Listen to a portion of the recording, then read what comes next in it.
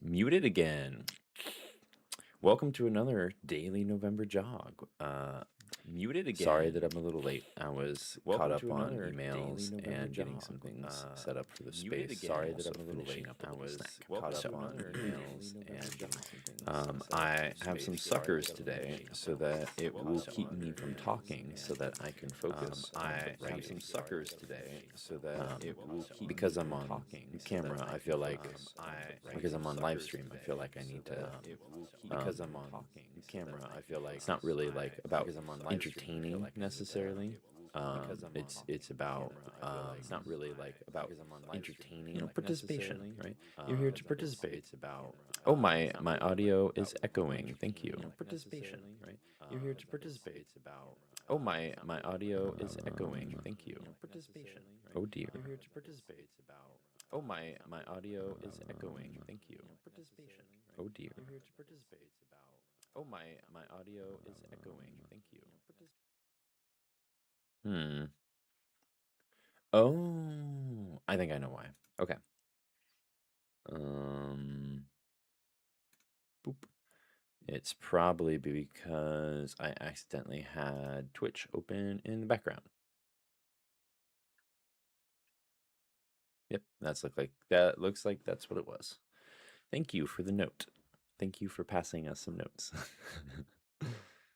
Okay, let me get my other pages back open again.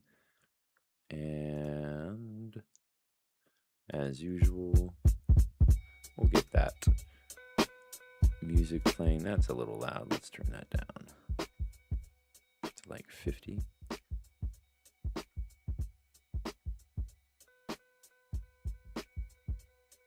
Yeah, I muted it. I actually just want to close it because it's going to eat even more data that it doesn't need to.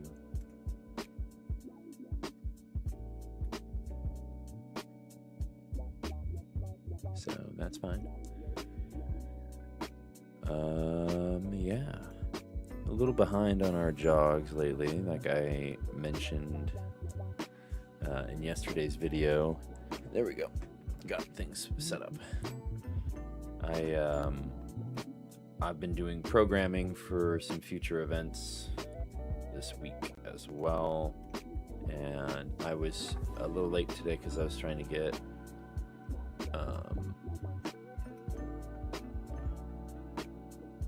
TikTok set up and try TikTok instead of YouTube, but I was already running late and it wasn't really working, so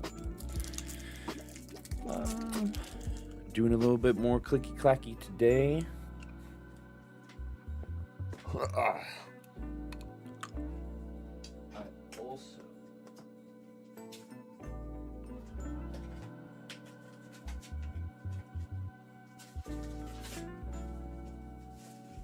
I also found that note that I had lost. I had put it in the note chest, so yay.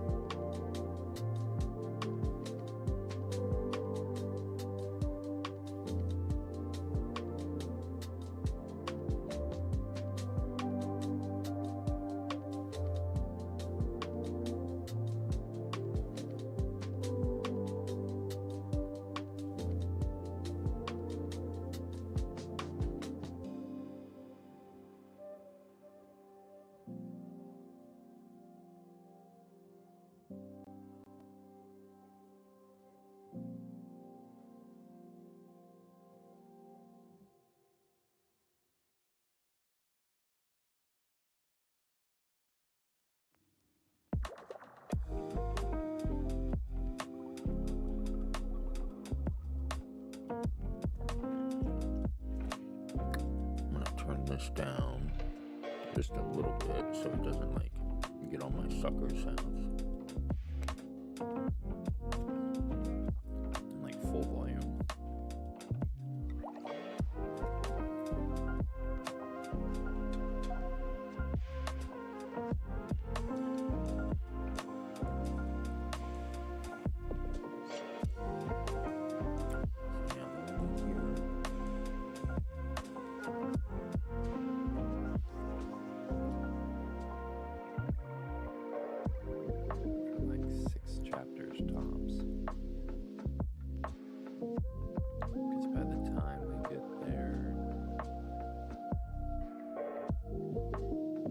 Technically in another region.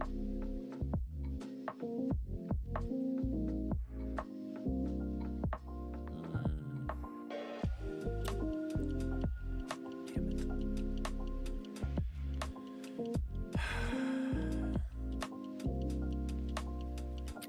I lost all of my enchanted metal notes. And my enchanted tree notes. Sucks.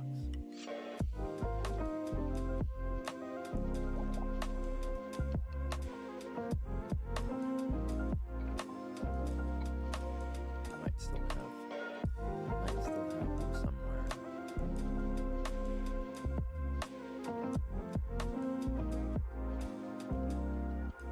Because there was a time where I was putting some stuff into some stuff like crafting stuff.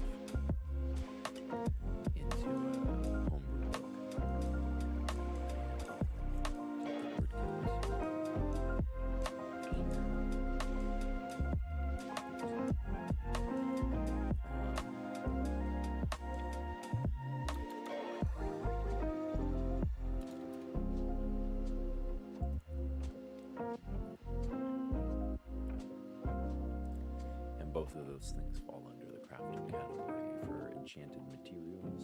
So there's a chance I might still have them.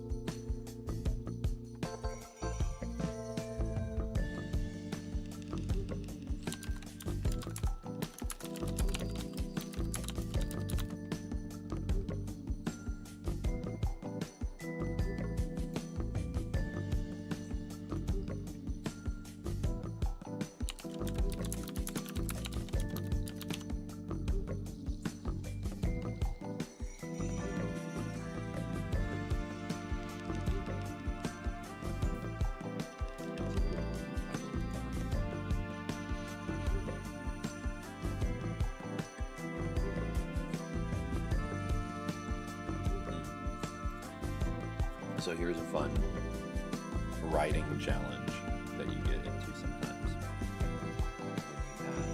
World building for like fantasy and science fiction and stuff is you know all the details.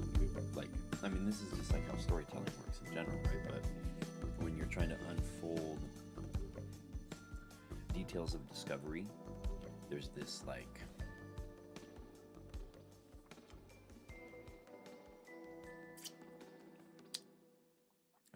break in the canon of what is known by the people and what is known in the world. So like, what's the truth and then what do people know, sort of a thing, right? So like, if you have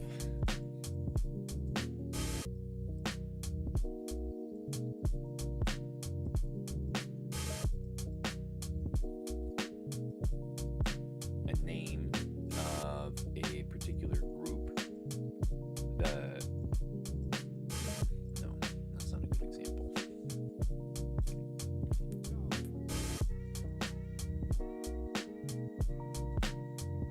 Interpretations, right? So it's like how people interpret any story is how history sometimes is interpreted. Sometimes probably isn't even the right word. Right? History is written by the victor.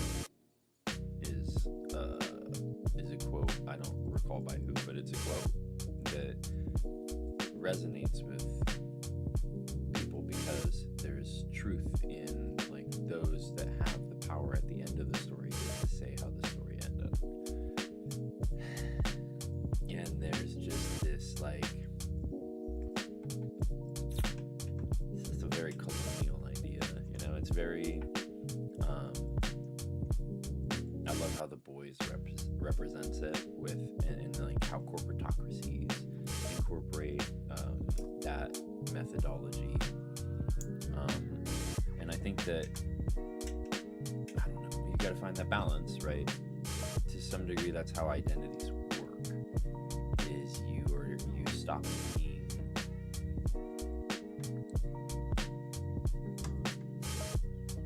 you detach from psychological instances that hold great weight with you, and then you're able to shift who you are, right? I mean, that's the Jungian psychology behind it, at least.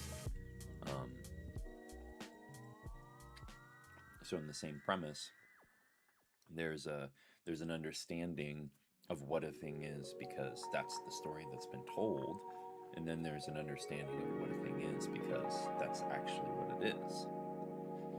So as the creator, you have to differentiate those two layers of well, this is the truth that I'm going to share, and this is the truth that they know at the start. That's a good way. There we go. That's a good way to distinguish, to differentiate those two things. It's like, this is what they know, and this is where they're starting. But they're going to go on their journey when I tell the story outside of the world, right? To understand the story in the world is a very meta kind of association with the hero's journey in some way, right? Like, they are in the ordinary world when they read the story, and in the same way, the content that they're understanding is the ordinary world as the world understands it, and then you take them on that hero's journey to understand that content, so they get to go through that journey as the reader to understand what's on the other side of that threshold.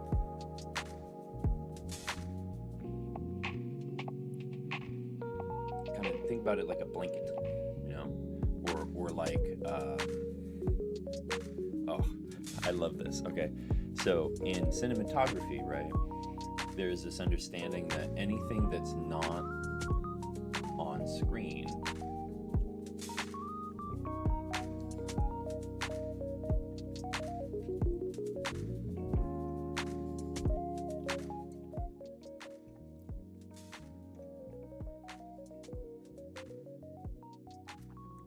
It's interesting. I haven't changed any of my settings, like since the last time. The volume was like 2 ticks higher than it was, so that's interesting how it scales. The thing with cinematography is there's this understanding that anything that's not on the screen, like not on stage or in the frame, doesn't exist, right? So it's outside of frame, it's outside of existence, sort of a thing. And I was just watching Abbott Elementary, and they had a great instance of this. It's last night's episode, so I probably don't want to share too many details, but there was this object. There we go. I can be vague about it. There was this object that was off screen, and it's a pretty big object. It's not like something that you wouldn't. It's not something that you wouldn't notice. It's big. It's like a castle on wheels, basically. And there's this moment where the characters recognize that they should have noticed it, and it's them, like the writers, kind of calling to attention the fact, like that kind of joke in cinematography where it doesn't exist until it's like a Chekhov's gun thing, right? But the inverse of that. I don't know exactly what the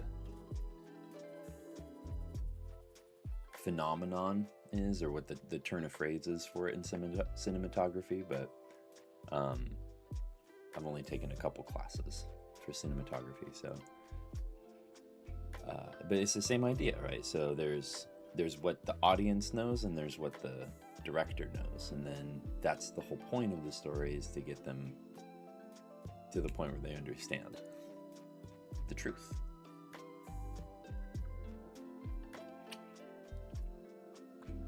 This is very prevalent with like stories that have to do with the gods or deities, or probably anyone of authority or power, right? There's a narrative that they, as the person in power, has created, and then there's the truth of how they came to power, oftentimes with dark methodologies or methods that, you know, maybe they aren't evil, but it's like Machiavellian. There we go. That's the reference for that. You know, the ends justify the means.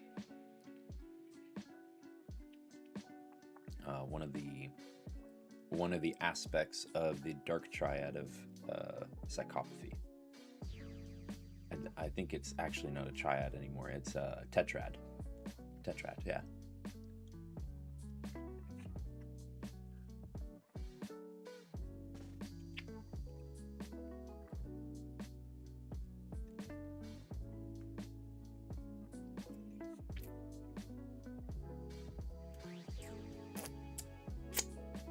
Oh.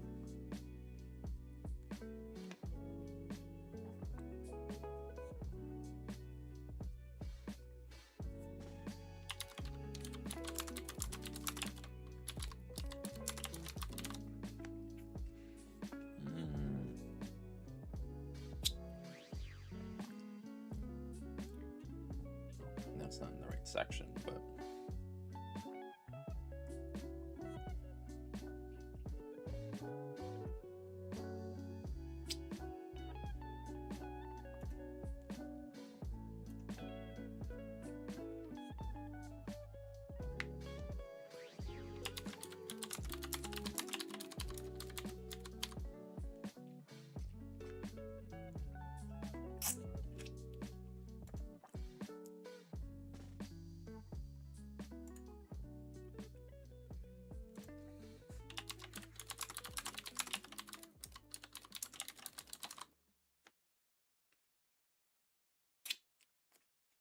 right on. I still think it's really cool that you make your own music for that.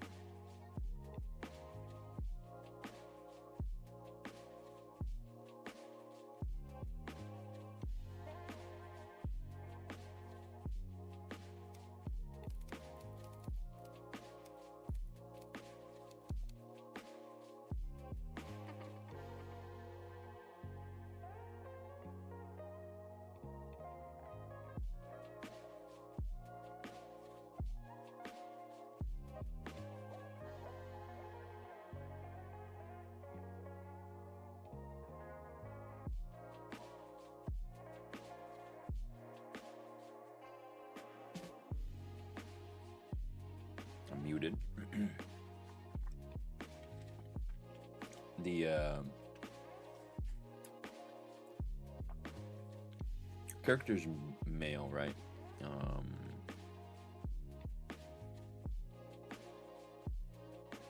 Drew Boyd, yes. Okay. So yeah, I think that the prospect of a male escort is always fun to play around with, because a lot of people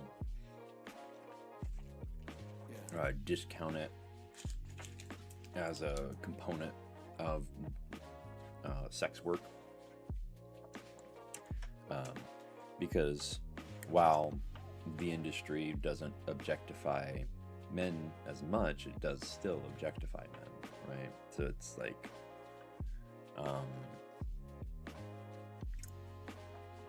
there's the show Hung with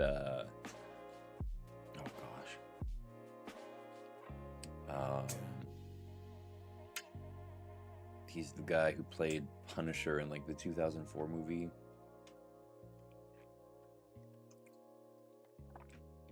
I understand that he's not really an escort. He's thrust into that role. And so he's, I don't understand how he just kind of appears in these places and is expected to do these things sometimes without any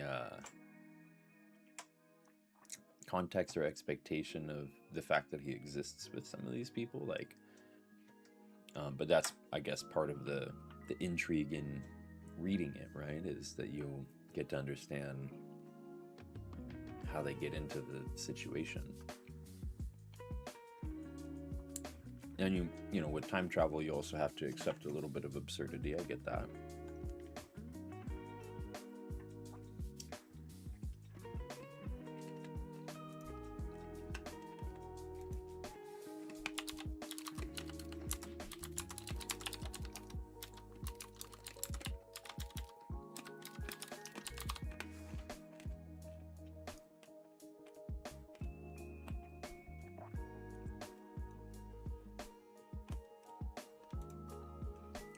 Yeah, but he doesn't have like a choice to say no.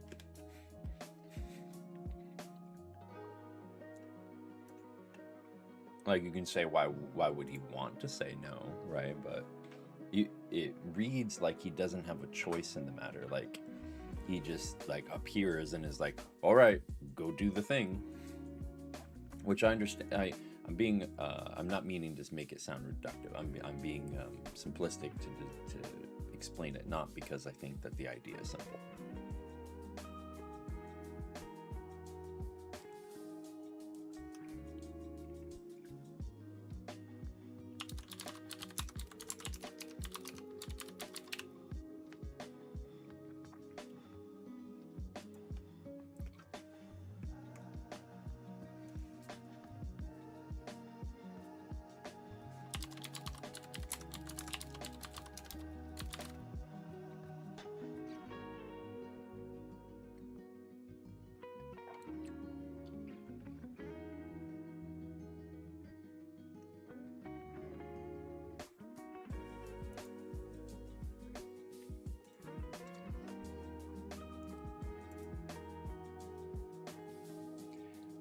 I understand, as a time traveler, his goal is to fit in, but at that point, you're effectively making him be raped to some degree, because his choice is being taken away and he's being forced to have sex with someone. So that's why that prospect at least makes me a little uncomfortable about it.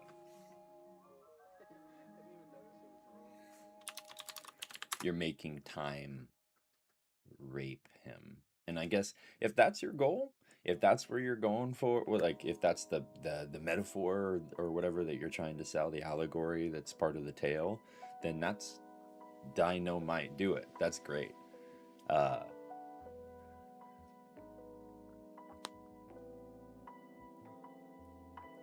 Fair enough. But you also said gigolo. So gigolos tend to express themselves in that industry through sexual concourse. So I don't know. I think that if you're using terminology that puts those ideas into people's heads, or at least that's how some folks might interpret it, right? You might take responsibility for that. I'm not saying that it's wrong at all, you know. That's not what I'm saying.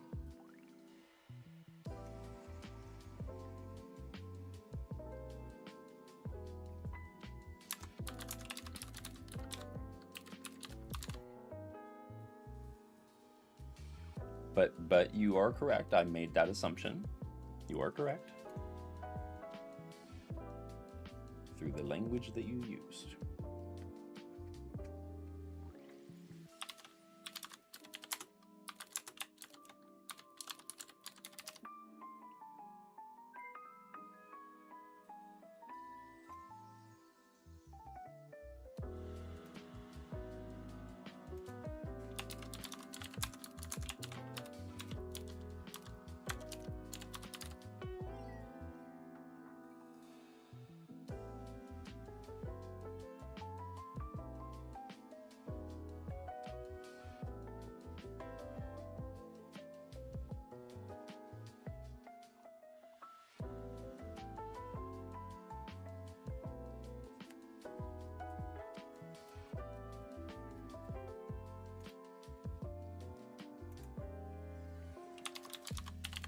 I do also want to reiterate that I don't think that anything is wrong about what you've done. Not that that should matter.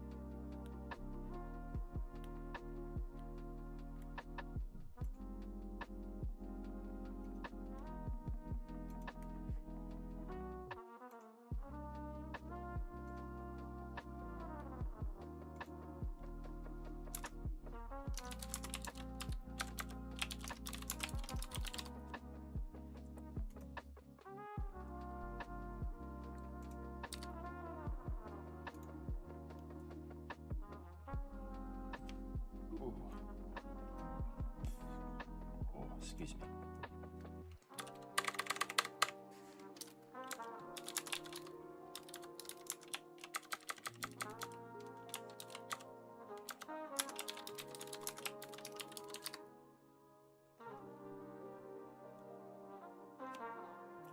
That seems like the one.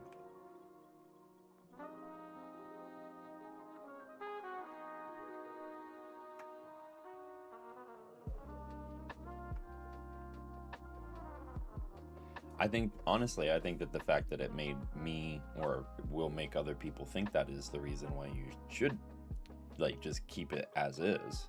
I'm all for subverting what people perceive as the truth of the thing before they go through it. You know, like they're gonna read it thinking one thing, and it's not that they're gonna be disappointed, but it might, like, I would be pleasantly surprised, you know, if I read a thing and I was like, oh, that's not how I thought that was gonna go. That's cool, right? Isn't that kind of the point of reading stories, is that you get other perspectives that are outside of your own? So I don't know. I think that it's a wonderful thing. I even use, when it comes with sexual things, at least, it's, you got to be careful because power and sex are very intertwined, right, in today's society. But with other things, it's kind of this representation that, you know, power and the idea of power does exist. And there's not anything that anyone can, it's,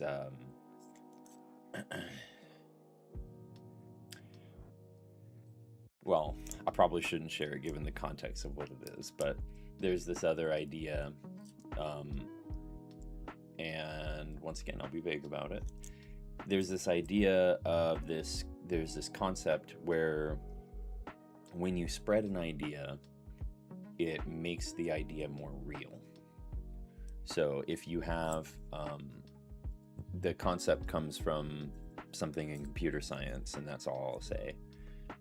But if you spread awareness about a thing, it makes the thing more present and more likely to exist, right? I mean, that's the kind of the core principle behind marketing and advertising, is that the more we share an idea, the more it's going to take hold in people's brains.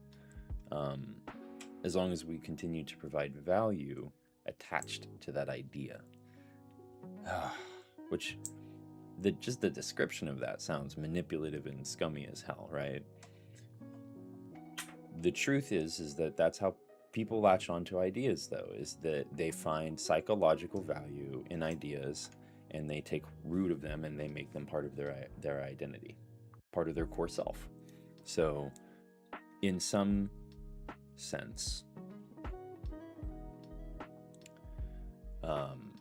you have to kind of navigate and utilize those languages of power. But that doesn't mean that you have to be harmful as you do it, right? And that's not me implying that you are causing harm. I'm saying that's my philosophy. So, more power to you, quite literally.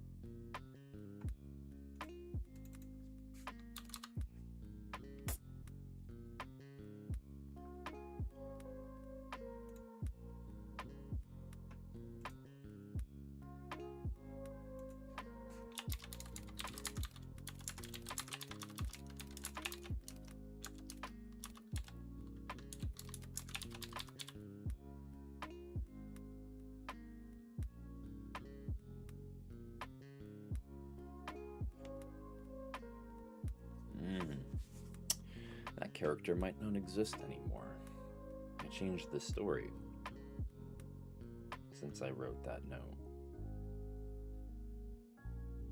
I mean, they might exist still, but they don't participate in the story over here anymore.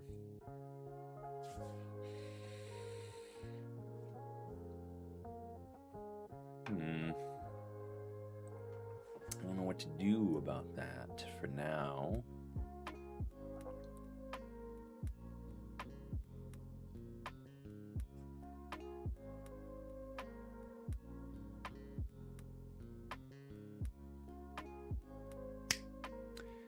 That could tie into Grant's character.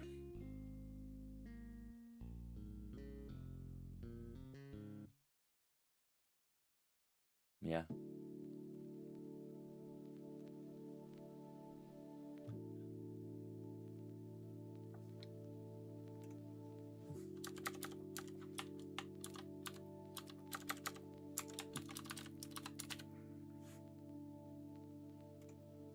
Probably going to be a secret one, or at least not a public one.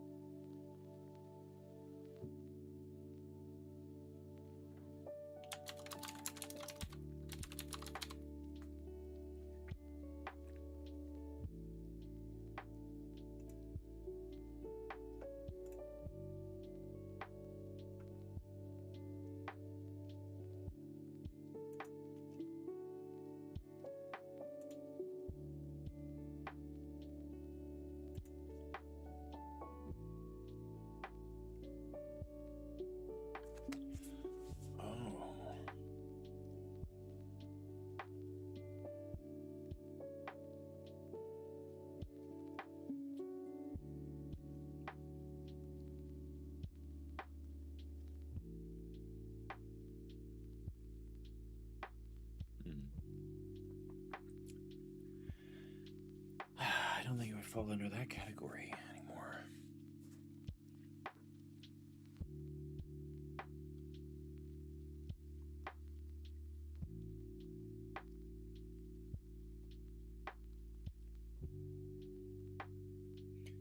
But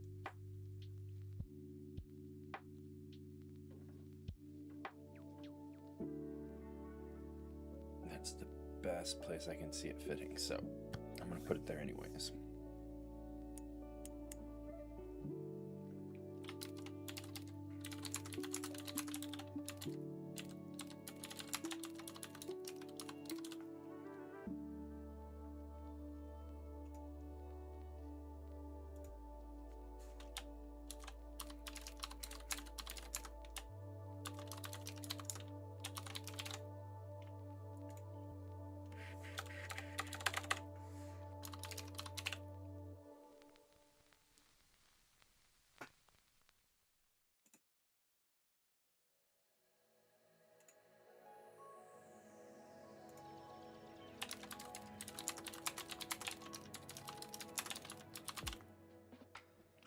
That's a working title name for sure.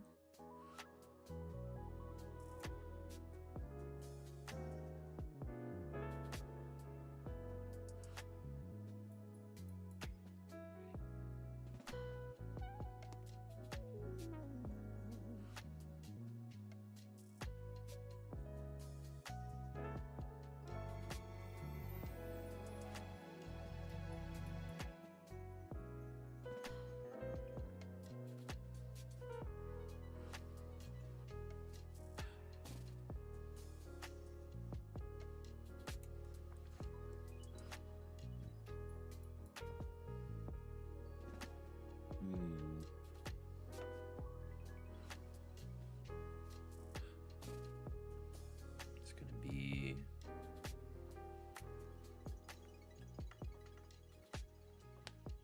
I'll use a general term for now. We'll come up with something more specific.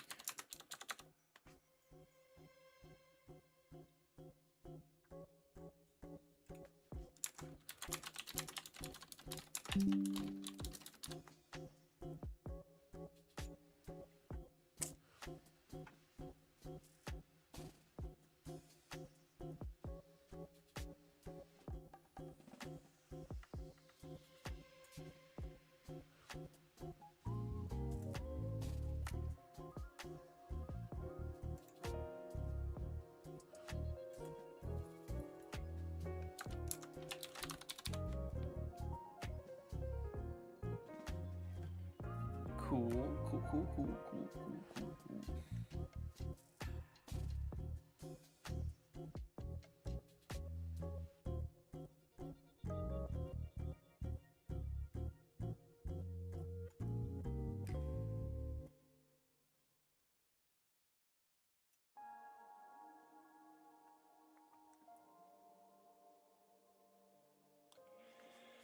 Okay, what other deities and aspects of worship would need an organizational?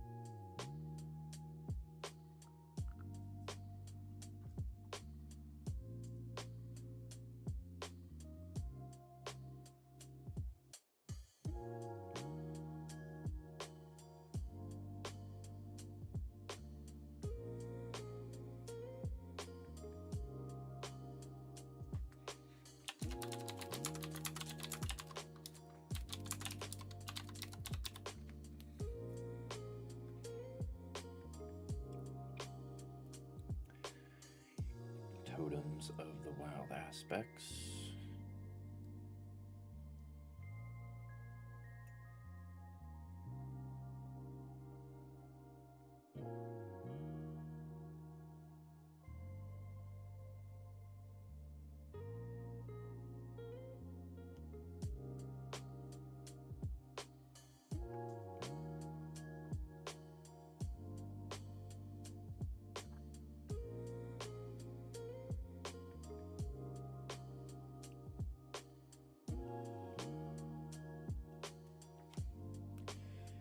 be putting...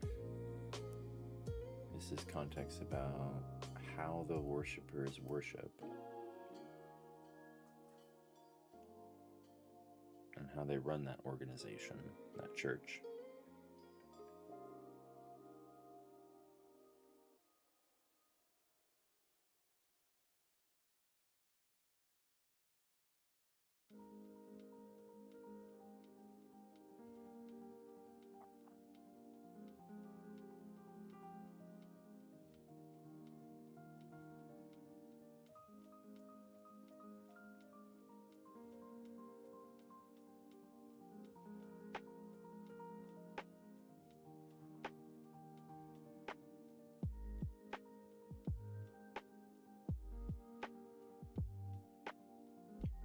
But not details about the deity themselves, outside of basic information. That would go into the other category. And then we would have to cross-link it. Whew. Oh boy.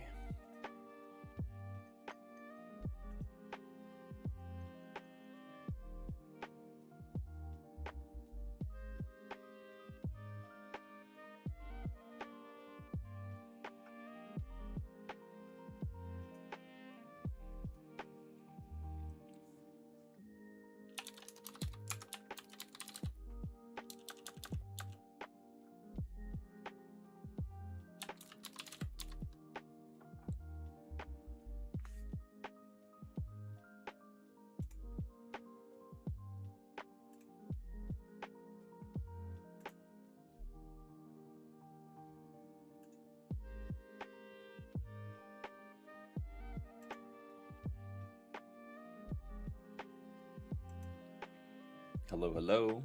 We're just doing some writing for Novelember or NaNoWriMo, whatever you prefer. We're working on World Anvil, so that's why we mentioned Novelember. Feel free to ask any questions, or if you just want to hang out and listen to the music, then chill.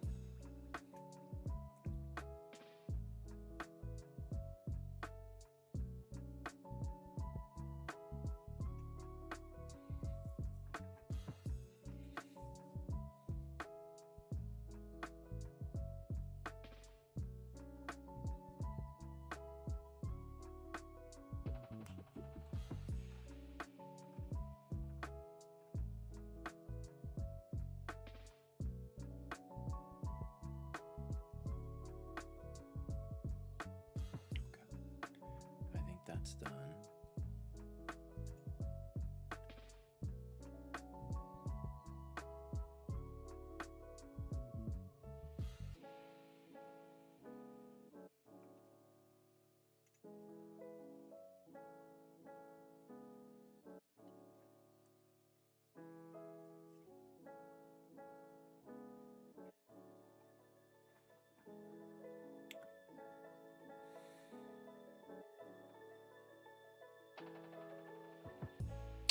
Could add characters.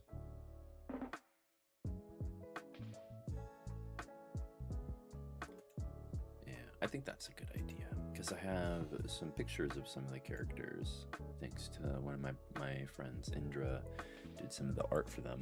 I would love to be able to get those showed. It's one rendering of them, of course. We might explore others, but I'm very grateful for her help and expertise in getting them made. So that might be something fun to show in another stream. I want to show off some of the articles when they're done, but it's like the time spent here is like drafting, and that stuff that is for like editing that comes later, right?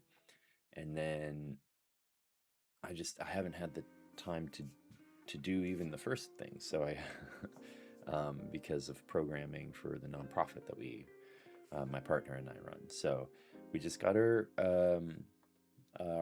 third board member this week, Brian Parker from Believe in Wonder Publishing. It's very exciting and awesome to have him be on our board. He has been in book publishing for like 15 years, so it's going to be like 20 years. But he has expertise with it for like over 25, 26 years. It's awesome to have him on the board. On the board. And 5 different people, 5 different partners that we've been doing some programming conversations with this week and doing a little bit of design work for as well. I haven't gotten some pages done on the website, which I've been meaning to do, but you know, programming takes time, and establishing a place for people to go and come to an event, that you want to do that as soon as you can. That's like striking while the iron's hot sort of a thing, and November is not going anywhere. You know, I got lots of time to work on this stuff. I'm making slow progress, but I'm making progress, right? Oh, Star, I didn't even see you up there. Star, you're not supposed to be up there. Unbelievable.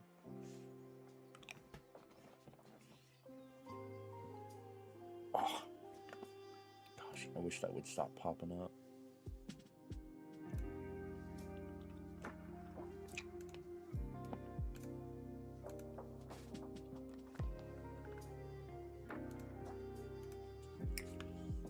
One of my gatos is up on the desk. She's not supposed to be.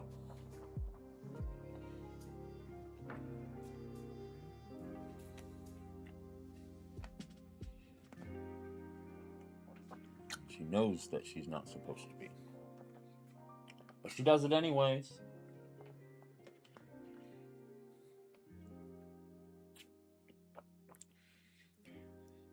We're not working on it, right? Like, that's where our Cricut Maker 4 is, and that's where we do work with it. So we're not doing anything on it right now.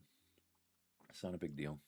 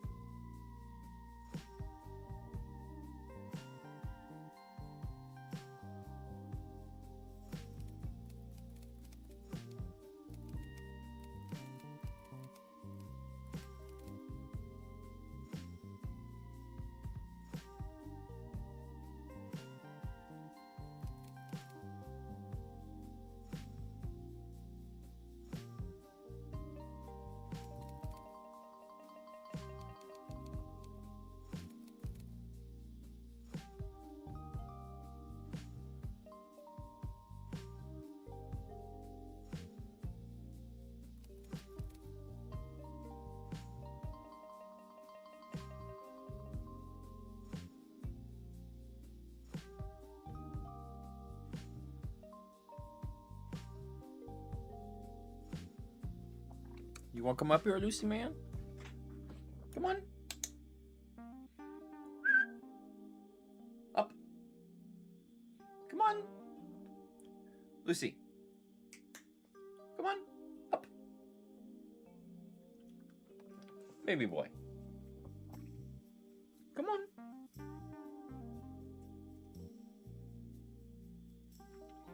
Why? Why do you do this? Come on.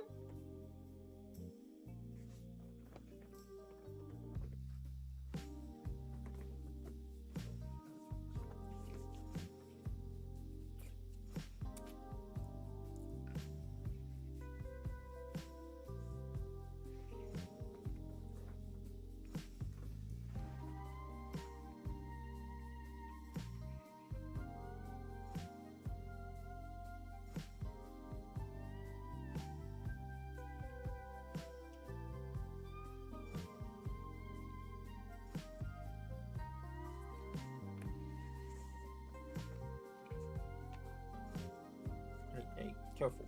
You're gonna hurt yourself.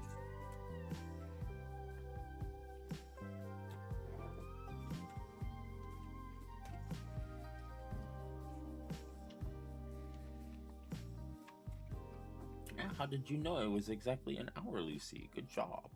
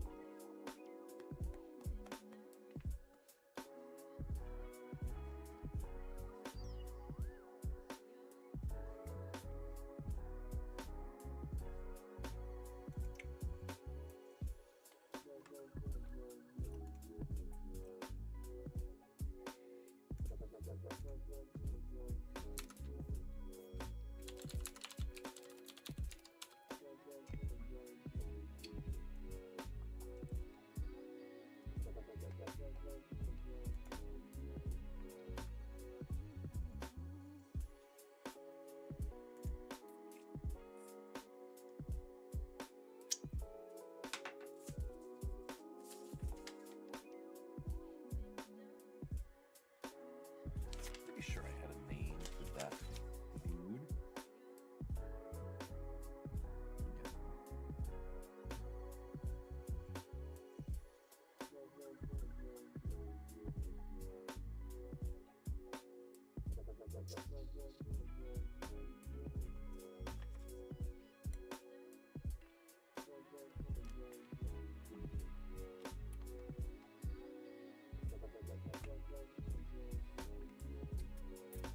I just don't remember how to spell it.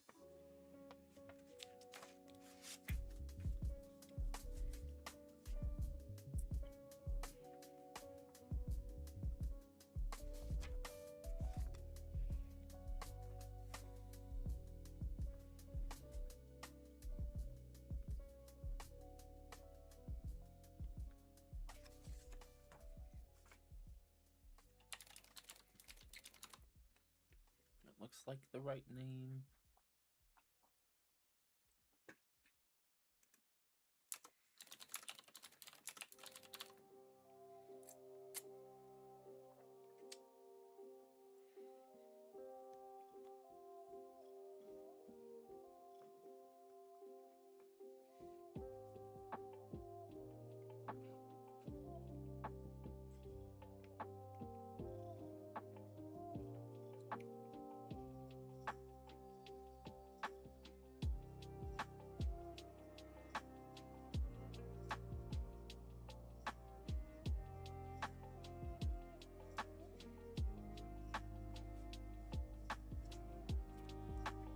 Hello, hello. Thank you for passing us some notes.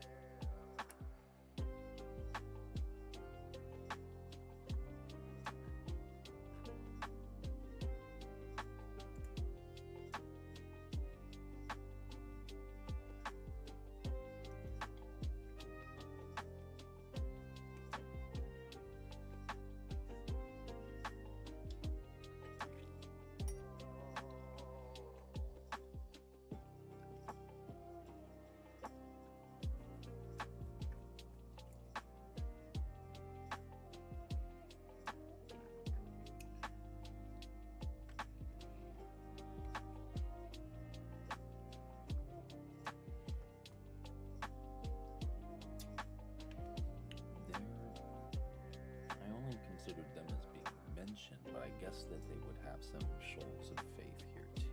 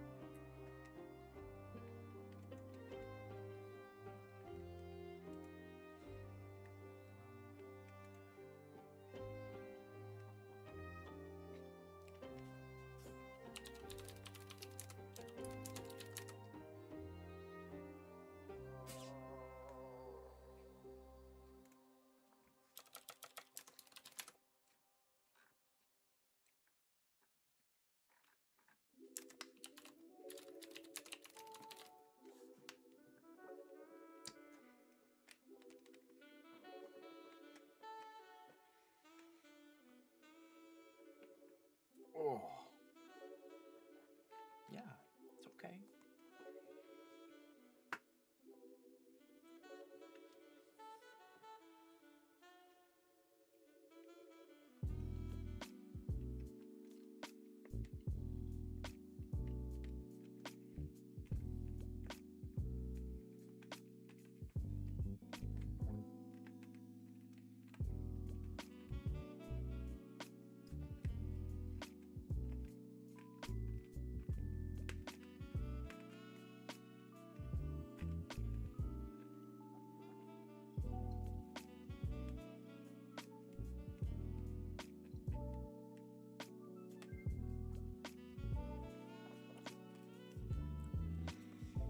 I'm trying to, I appreciate the note. Microphone might have been a little too far away.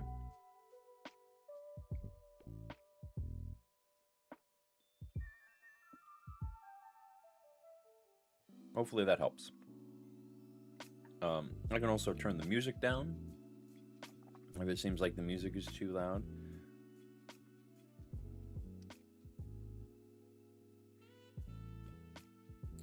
Hello. Yeah, you're so comfy right here. Nothing much, just doing some writing.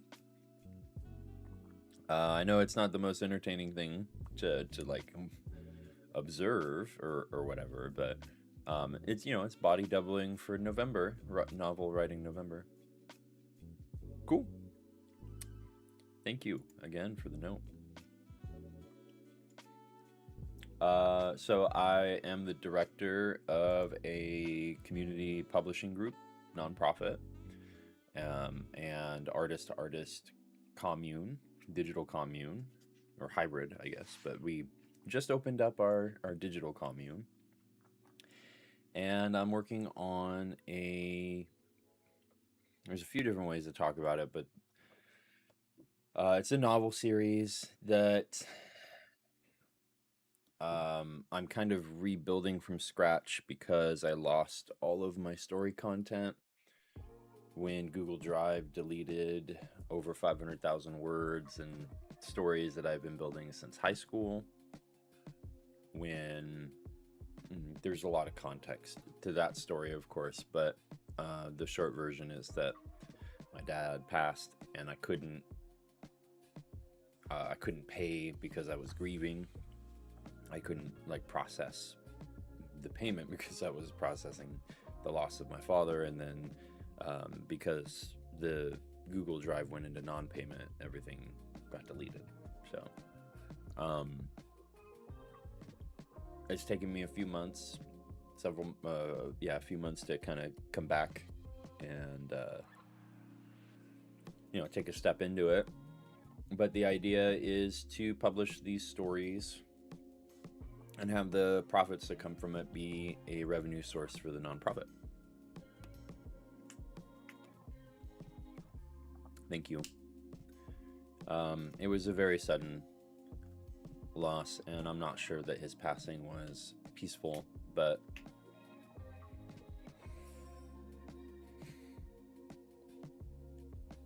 part of the grief with it all, right?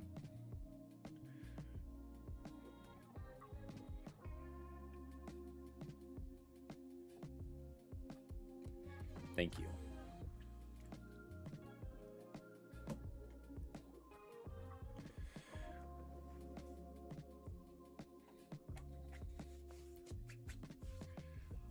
But yeah, so that's the version that I guess I get to share today. Is it's been really hard kind of getting back into the mentality of I can still do it, you know, because that was a big point of why I started the nonprofit in the first place. Was I mean, not a big part, but it is part of it. There's multifaceted, you know. The publishing industry takes ideas away from creators and like literally just takes them. It's like, thanks for using our network. This now belongs to us. So I never felt comfortable publishing or kind of reaching out to anybody because it has taken me so long to build it, and or it had, I guess.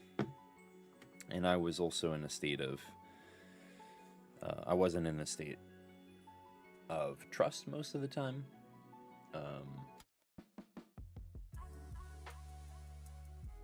Because of trauma and other stuff. But the short version is that these stories are the things that kept kind of keeping me connected to the world, because they were containers for my insanity, and they were containers for my I've been diagnosed with DID, dissociative identity disorder, and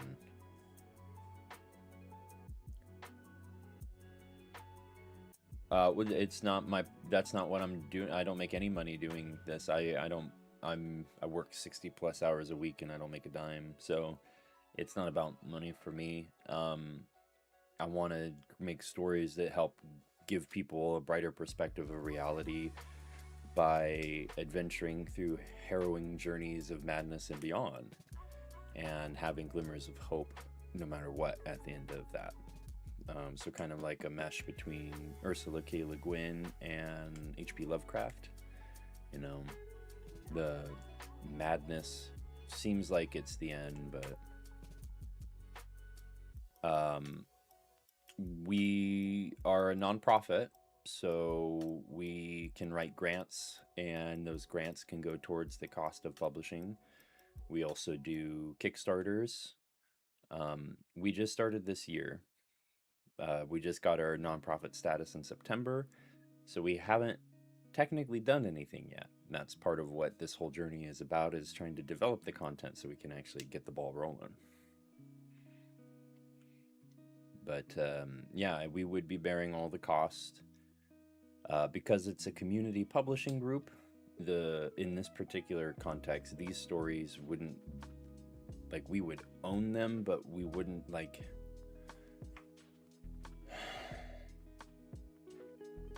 there's a lot of context that comes with the publishing world, especially with some of the things that we want to publish, which is tabletop gaming materials.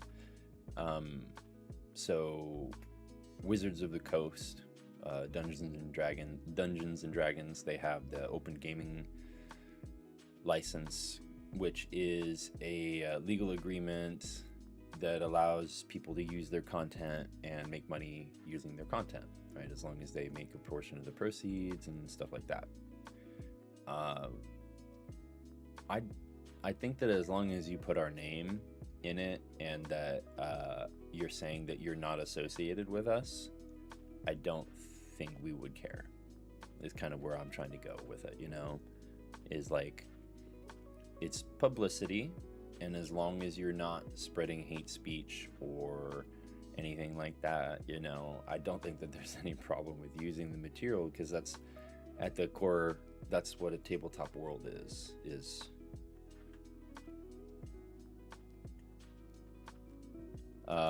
As a nonprofit, we can offer some payments for folks, but we haven't gotten to the point, like I said, we haven't gotten to the point where we've been able to take people in and practice that model yet.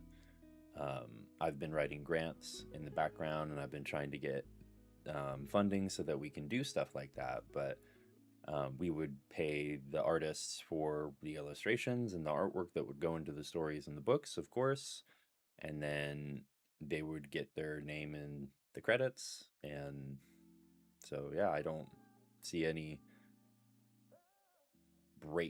discrepancy in it, you know. Everyone gets to participate and everyone gets money, even though it's not money. At the end of the day, it's not about money for me. I know that that's why a lot of people get into art, and I don't personally think that's why people should get into art, is to make money. I think that if you have art and you have the ability to individualize yourself and create that, like you have that talent to create those things, that's wonderful. And if you try to make some money on the side, that's great. But if the reason why you do art is to make money, I think that detaches from the meaning of what the art can be. Not what it is, but what it can be, personally. So I know that's kind of a non-answer, and I'm not trying to be vague or you know, skirt around what the answer is, but the truth is we just started 2 months ago. This is our second month of actual legal operation, right? So there's a lot of steps we got to take still.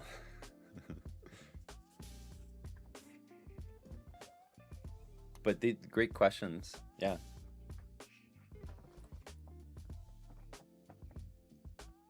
And that would be through our community publishing fellowship or production fellowship. We want to have 3 imprints. We're aiming to have 3 imprints, hopefully by the end of the year. Probably not until more like one of them won't be until like summer next year, probably. But those 3 are the Quantum Wave imprint, which is what this project I'm working on would fall under. The Ephemeral Aperture Mediums imprint, which is more of a multi-medium production kind of a thing. So like we could produce podcasts, or we could do I really want to do an actual play series for Dungeons and Dragons or something like that, but that takes a lot of people, takes a lot of time, a lot of effort. Oh, that's a big project.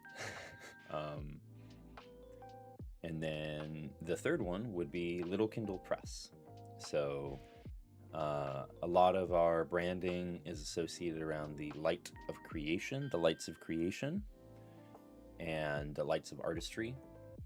And those are stemmed from the allegory of the tale of Prometheus from Greek mythology, which is we have that posted on our website, which is essentially the understanding that knowledge is power. Knowledge and understanding about art and science and history and truths of the world give you the ability to create change in the world. Knowledge is power.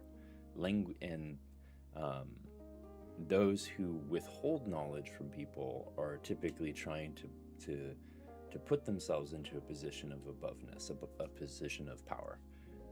So, you know, like I was talking about with the publishing houses, and we talk about the pedagogy sometimes as well, and the way that they just in general incorporate themselves to be. We have created a gate for this knowledge, and that allows us to be the authority of it. I think it's an antiquated model, personally. I don't know how to change it necessarily, right? But I do think that there are things that we can try to do a little differently. I don't know if we would be hiring anybody in the traditional sense. I think we might, I guess, contract or commission out the work to specific artists, which I guess is a little bit of a technicality to the question. But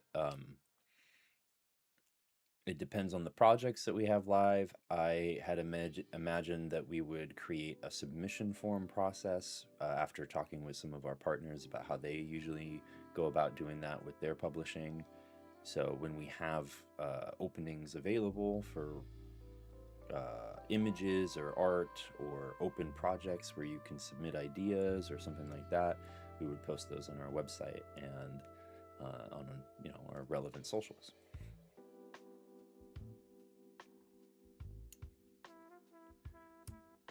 We could get you added to our newsletter. I personally don't want to write newsletters. I don't think that people really read them. I don't think that they absorb that content. So it's more of a mailing list than a newsletter, but we could definitely get you on that. And then when those opportunities are present, that would be something that would probably be published in that. We also have our Discord, and that has cross links and posts all the stuff from a lot of our socials, not every single one, because I do post the same thing in multiple places sometimes, and I don't want you to get pinged on that multiple times. That doesn't make sense, right? But yeah, we have our Discord, and we have our website, and we have multiple platforms that we would use to produce and market that stuff. And we have over a dozen partners, so lots of opportunity potentially to be present. And that's not even the only thing that we'd be doing too, is stuff for our projects and our stories. We also do events and programming for like artist mixers and more local stuff right now. But as we get more people in the Discord and we get more people connected online, then we'd be able to have that kind of, that real-time engagement in our digital end zones.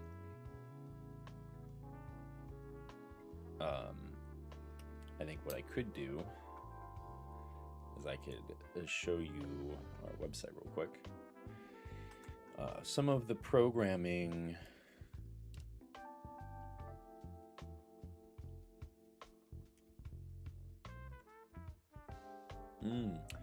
We actually have someone designing the book covers for our first series. He's our board member, one of our board members. As well. That decision was made before he became a board member, but kind of led to that conversation starting, right?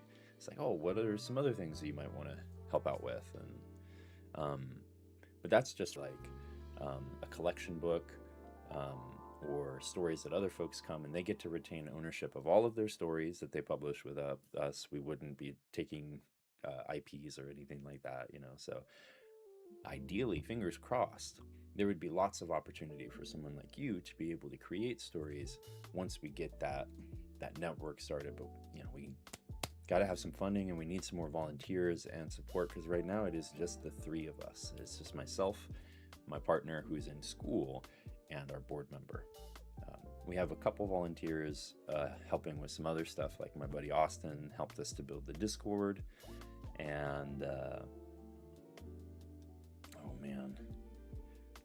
we have a few,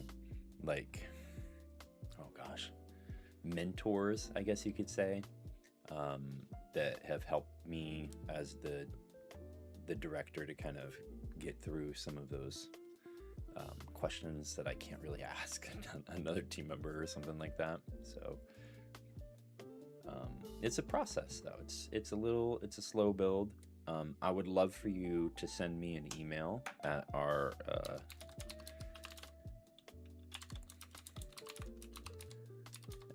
email,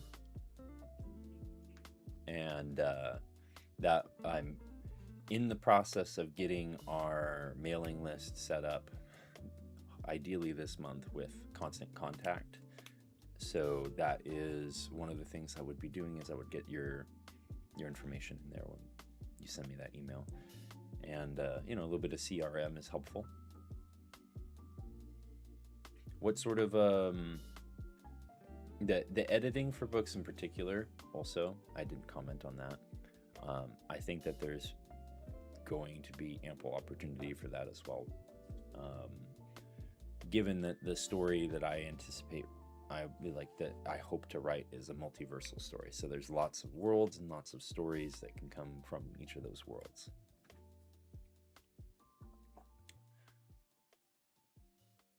Would you be comfortable doing, anything like, I'm not asking for a free work sample or anything like that. That's disingenuous. But would you be willing to do some volunteer work so that I can maybe see a little bit of what you do? Or do you have some work samples for me to check out? I wouldn't, I can't just willy-nilly say, yes, you say you do it, let me give you that role. Of course. And send that with the email too. That would be wonderful.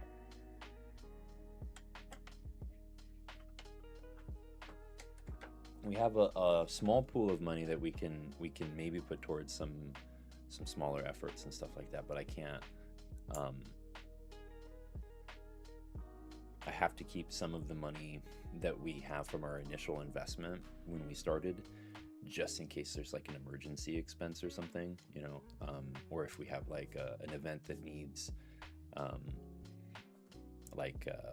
licensing fee, or we need to get some tabling fees or something like that. I have to have a little bit put aside for something like that.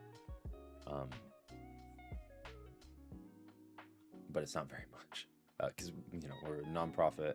And before this, I didn't work for 2 years before this, not for lack of trying. After I got my degree at PSU, it was really hard finding a place that would want to give me some cheese. I must have applied to over 850 places, and I only got like 20 callbacks over the 2 years. It was like a year and a half before I really gave up and started working on this stuff. It was like a year.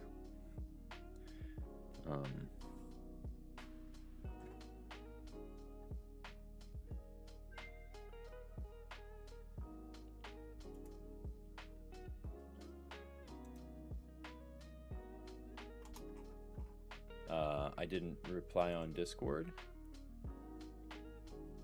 What do you mean? Huh?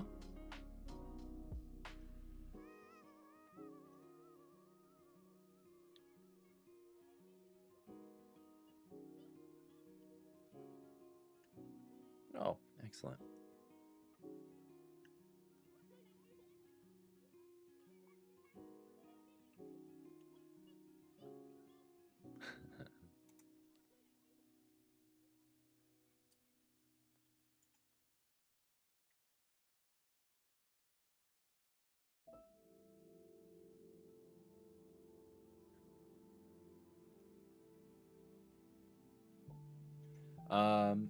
I did miss that. Apologies.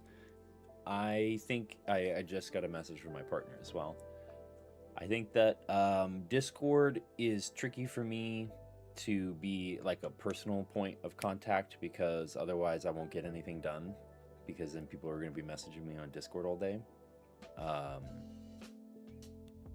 So I personally would prefer email, or maybe like Instagram chat or something like that, where it's a little bit easier to organize those thoughts as something for Pantheon Arts, because otherwise it's going to get lost in the mix, and I don't want that, if that makes sense. Same thing with Facebook. I don't really like talking to people about work stuff through Facebook. It's a caveat, I guess. If that doesn't work for you, I wholeheartedly apologize, but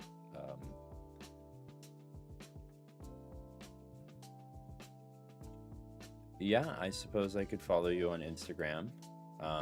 Just please drop me the information. I mean, I don't know anything right now. I'm in a stream too, so I'm not gonna. Yeah.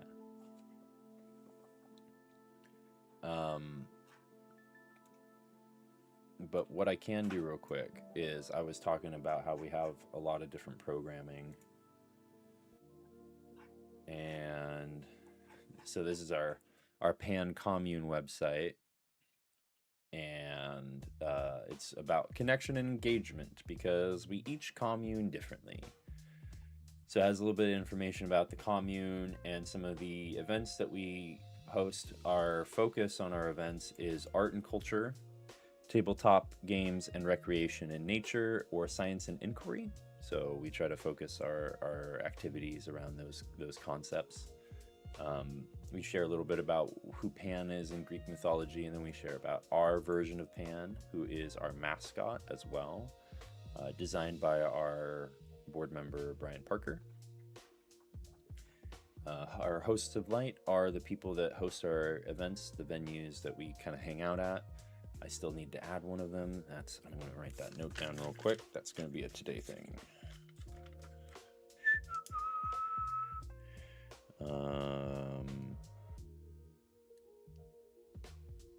But the thing I'm trying to get to is, even though we are a small team, we get around, we do some stuff. We work hard and we play hard. And a big part of our play is creation. It is, this is our list of programming to offer. If people have if an outside venue were to say, oh, I would love for you to run this sort of an event here. This is kind of like this is what we can do. And then our events are what we are doing. So with the Pan, we have all sorts of cool stuff that we can do. And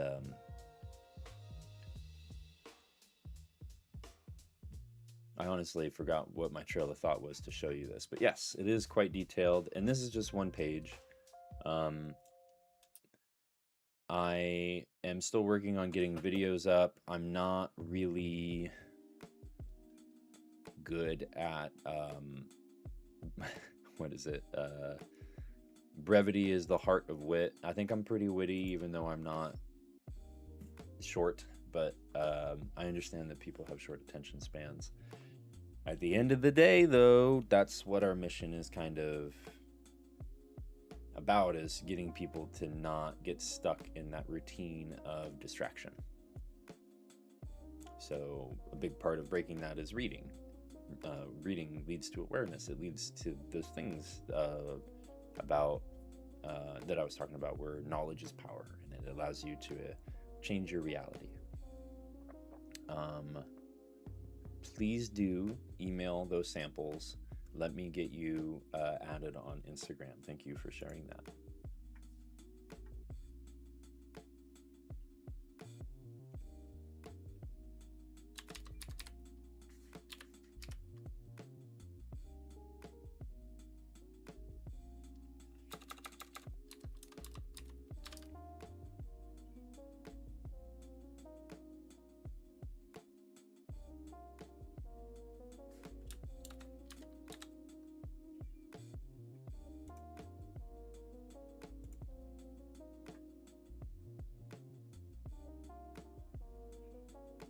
Awesome. I can't wait to check out some more things about you.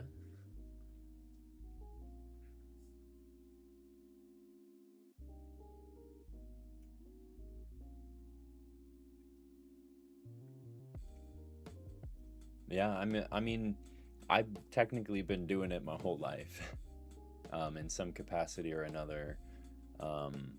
Before it was a story, it was meant to be like a video game, and before it was a video game, it was action figures in the yard. You know, like the characters and the stories change form and they grow over time, and that's where that kind of love of medium and modalities comes from too. Is the story my belief is, if math is the language of science, then stories are the language of art. Every single piece of art that is made that isn't just to be sold, just being made to sold, right? And I'm not saying that you can't, make art to make money. Once again, I'm saying if that is your explicit reason for doing art, is just to make a paycheck, then your motivation is I don't know if tainted is the right word, but it's harder to, my perspective is that it's harder to find that right path. So if storytelling is the language of art, then that's the intersectionality of all of the mediums is that each one of them is telling some sort of a story. If you're tapping into the inner parts, right, into the shadow, and not just doing it for money.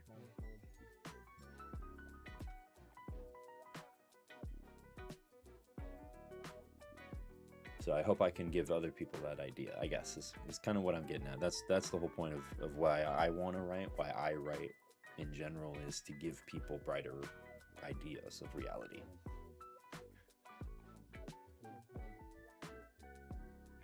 But not always through bright stories. I think that's an important little caveat.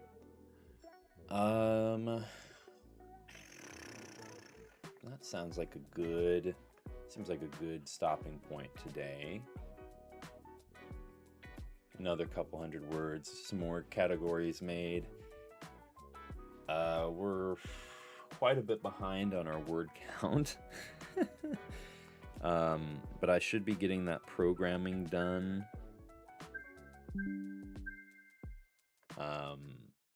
For all of these folks that we're doing stuff with. Ideally this week, and then this weekend, I think it would be really fun and really cool to share some details about characters. I think that would be a good place to go to.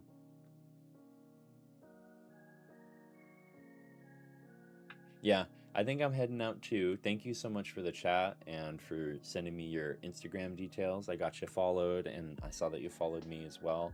I didn't see the alert pop up. Pan, our mascot, pops up and he says thank you. So thank you, and I hope you have a wonderful rest of your day. Or evening, it sounds like.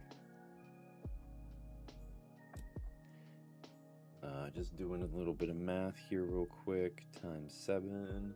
Yeah, we should be at about double of what we're ending up at today. 6141 is where we're ending. We should be at 11662, and I'm not sitting here stressing about it, but we got to get it done. We'll get it done this month, don't worry. Until next time, party people. I shouldn't say party people, that's the old me. I should say spark setters, because that's what we're doing here. We're creating sparks of creation. So thank you so much, spark setters.